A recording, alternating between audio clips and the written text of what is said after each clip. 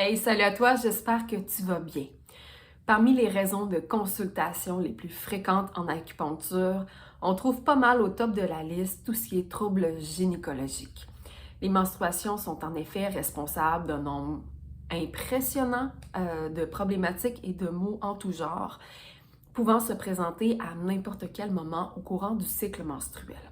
Il n'y a pas besoin, je pense, de le mentionner, mais pour un nombre, très grand nombre de femmes et de personnes ayant un utérus, ça peut être un véritable enfer et ce, chaque mois.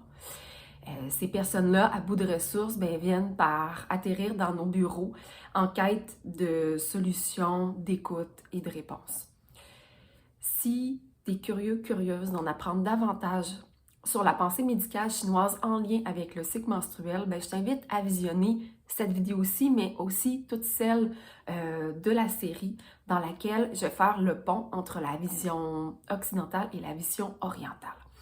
Comme tu as dû le deviner, je suis acupuncteur dans la vie, je m'appelle Audrey et depuis le début de ma pratique, je vois de manière assez régulière des personnes qui me consultent pour de la douleur, de la dysménorrhée, des enjeux en lien avec la fertilité par exemple, ou encore des problématiques en lien avec leur syndrome prémenstruel. La médecine moderne, la médecine qu'on connaît, je dois l'avouer, a quand même peu d'alternatives, peu de solutions à proposer, si ce n'est que par une prise hormonale. Pourtant, il y a d'autres avenues qui peuvent être tentées, que ce soit en complément ou non avec de la médication, d'autres modalités thérapeutiques. Dans la capsule-ci, la dernière de la série, je vais vous parler de la dernière phase, la quatrième phase du cycle menstruel, qui est la phase prémenstruelle.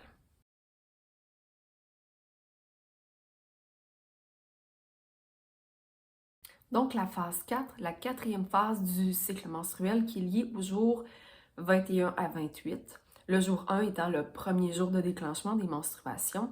Donc, on est vraiment dans la phase prémenstruelle qui est rattachée, selon la pensée médicale chinoise, au qi, donc à l'énergie, et plus spécifiquement au merveilleux vaisseau nommé le Renmai, le vaisseau conception.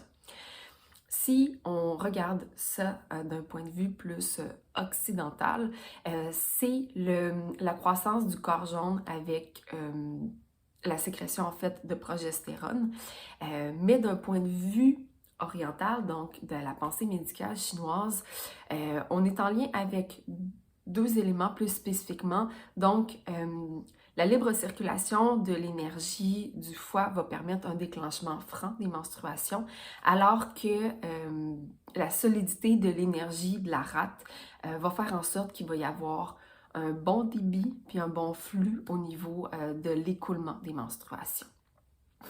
Dans cette période-là, c'est ce qu'on appelle le syndrome prémenstruel qui peut faire son apparition avec une variété de symptômes tout à fait divers, allant des douleurs, sensibilité au niveau de la poitrine, l'habileté émotionnelle, des rages alimentaires, des maux de tête, etc., etc.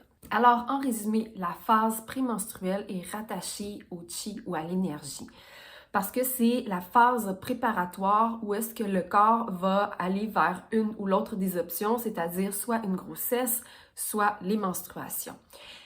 Des déséquilibres énergétiques plus particuliers dans cette période-là peuvent être liés soit au foie ou à la rate, donc le bois ou la terre, tel qu'on en a parlé plus en détail au courant de la vidéo. Si tu as trouvé cette vidéo-là intéressante, pertinente, je t'invite à cliquer sur j'aime et à la partager à des personnes de ton entourage qui pourraient se sentir concernées. Si toi, tu désires en apprendre davantage sur la pensée médicale chinoise, l'acupuncture et ses bienfaits, je t'invite à cliquer sur le lien qui se trouve juste sous la vidéo afin de télécharger mon guide gratuit intitulé « Comment soulager efficacement cette maux du quotidien ». Sinon, on se voit dans une prochaine vidéo. Ciao!